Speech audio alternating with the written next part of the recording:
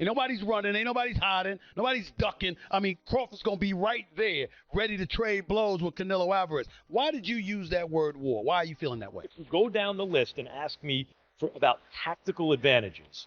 Most of them are Crawford.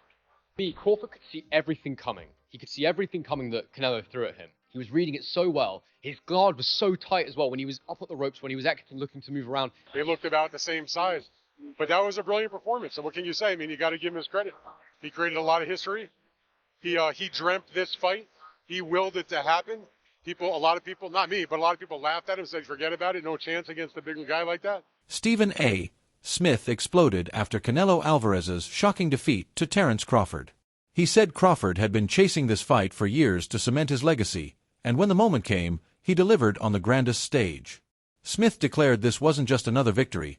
It was a career-defining triumph that snatched Canelo's spotlight and crowned Crawford as boxing's true king. Four-division world champion out of Omaha, Nebraska. He's undefeated, 41-0 with 31 KOs, and he begged for this fight. He wanted Canelo bad because to him it's all about legacy. I'm not speculating. I'm telling you what I know. And how would I know?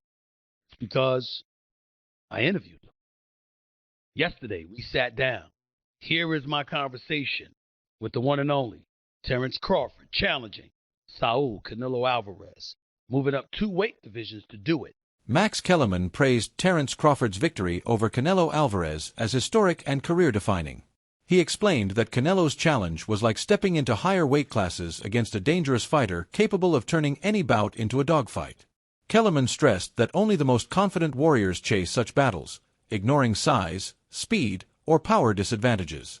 He highlighted Crawford's fearless mentality, pointing out that for years no fighter dared to openly call him out. In Kellerman's view, Crawford embraced the toughest challenge possible and delivered with greatness, proving his place among the most respected names in boxing history. Giving up having to jump up 2 more weight classes and fight a guy who might put him in a dogfight, a real one, for the first time in his career. When we get put in that position, we go find opposition to make that happen. You understand me? So when we go looking for the opposition, we're not concerned about how big they are, how fast they are, how strong they are. We feel like we got enough that we can bring to the table with anybody. That night I fought John Ruiz, I didn't care who was over there. Whoever they brought up the locker room was going to get it. You understand me? That's just what it was. And I think Bud kind of has that feeling. Now, Bud, you got to remember, has been around for a long time. Nobody called him out. You understand me? All the time Floyd came at the boxing, Floyd never said, I want Bud Crawford. No one ever said his name. Hey, all I know is one thing. Israel Mazrimov, he didn't get it. He barely lost. Yeah, but I was just saying, but nobody called his name. Shakur Stevenson's admiration for Terence Crawford has always been clear, but after Crawford's emphatic win over Canelo Alvarez, his respect reached another level. Stevenson said Crawford not only lived up to every promise he made before the fight, but also proved why he's considered one of boxing's most complete fighters. Shakur admitted that from the very beginning of his own career, he studied Crawford's style, discipline, and mindset to learn what greatness requires. Witnessing his idol conquer Canelo confirmed to him that legendary achievements are built on years of preparation and consistency. For Stevenson, Crawford is more than a champion. He's a mentor figure and a symbol of excellence for every young fighter chasing glory. Canelo. They was going to outbox him. He did exactly what I called years ago. And tonight he proved that he's the greatest boxer I ever lived. So in the interview, didn't what you said, you felt like going on a run watching that tonight. How much inspiration can you take from someone like Terence? I take everything from my own. I've been a runner since I was a kid. Just watching that greatness. Stephen A. Smith reflected on Terence Crawford's relentless determination heading into the Canelo fight. While many fighters might have asked a superstar like Canelo to meet them at a lower weight, Crawford refused. He chose to step into Canelo's world at 168 pounds, proving the battle was never about comfort, it was about legacy. Smith reminded fans that Canelo Alvarez remains one of boxing's elite, with a resume filled with titles across multiple divisions. Yet Crawford wanted exactly what Canelo owned at super middleweight. By chasing the toughest version of the challenge without hesitation, Crawford showed the mentality of a man determined to seize greatness on the hardest stage possible. 31-0, Molly, with 31 knockouts. He's taken on all comers. I asked him, you're moving up in weight. Why would you not try to get Canelo to come down from 168 to 160 to meet you halfway, since his last fight was Crawford's last fight was at 154. Crawford said, I want what he has. I want to go take it. I don't want to make, I don't want to make concessions and alterations. I'm coming to take what he has. And you look at him, and no one believes that he can't pull it off. He can box. He can punch. He's smart. He's elite.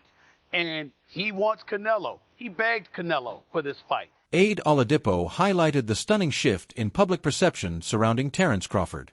Before the fight, doubters labeled him too small, too old, and incapable of surviving against a powerhouse like Canelo Alvarez at super middleweight.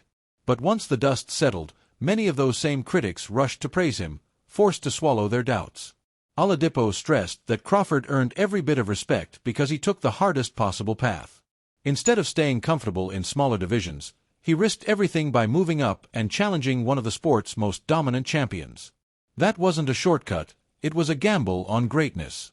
By decisively defeating Canelo, Crawford proved his legacy is built not on size or age, but on unmatched skill and relentless determination. Crawford did it again a few hours ago against Canelo.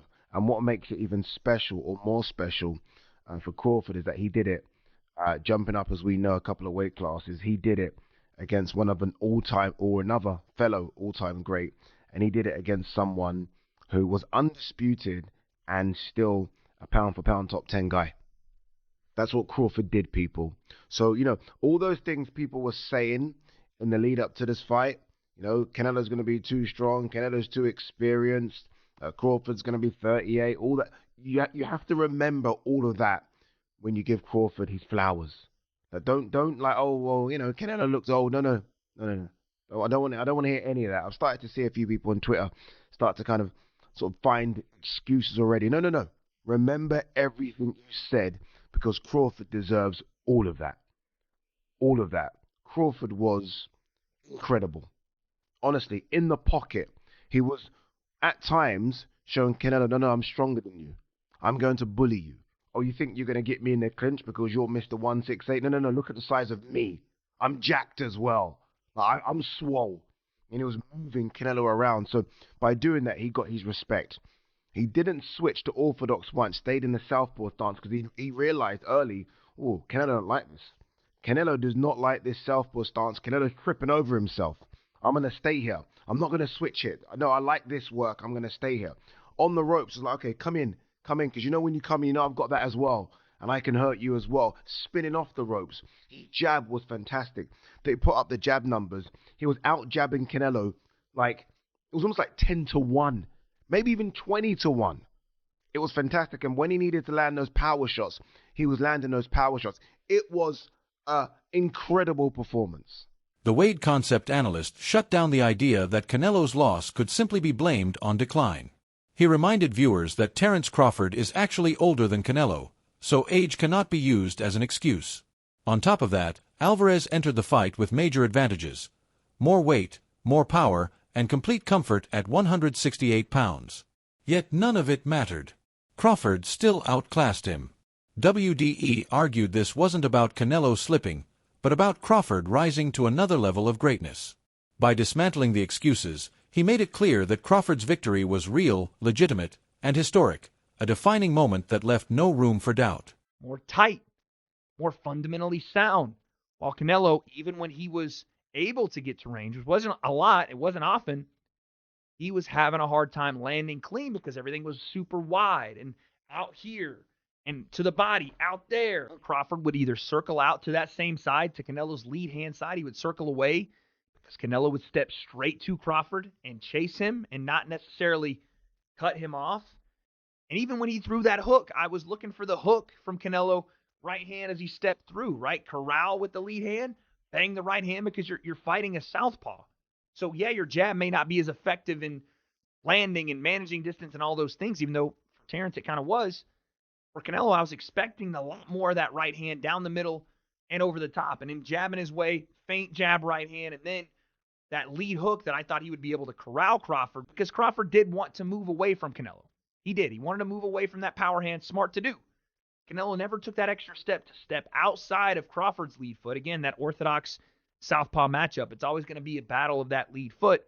He never took that next step to get outside of that lead foot and then step through Crawford, step to his left where Crawford was going and land his right hand. He just felt like he was falling off to his right with his right hand, and once he fell off to his right after he threw the right hand, there was no follow-ups because he was off balance, and Crawford was out the gate and circling back to reset the action. This was a masterful display from Terence Crawford. And again, I looked at this fight, and I don't want to do the thing where I said, oh, Canelo's washed.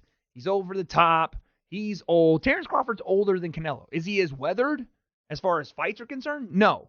But you can only do one thing when talking about this fight, and that is give credit to Terence Crawford. If you want to say Canelo looked old, that's fine. That's on you. I'm not going to say that. Terence Crawford's victory over Canelo Alvarez will be remembered as one of the greatest moments in modern boxing, a night where skill, discipline, and legacy collided on the biggest stage. From tactical brilliance to unshakable confidence, Crawford proved he belongs in the conversation of all-time greats. This was more than a win. It was history being written in real time. And as fans, we witnessed a masterclass that will echo for years to come. If you believe Crawford's performance deserves to be celebrated, make sure you subscribe to the channel, like this video, and share it with fellow boxing fans. Let's keep the conversation alive and give this champion the respect he has earned.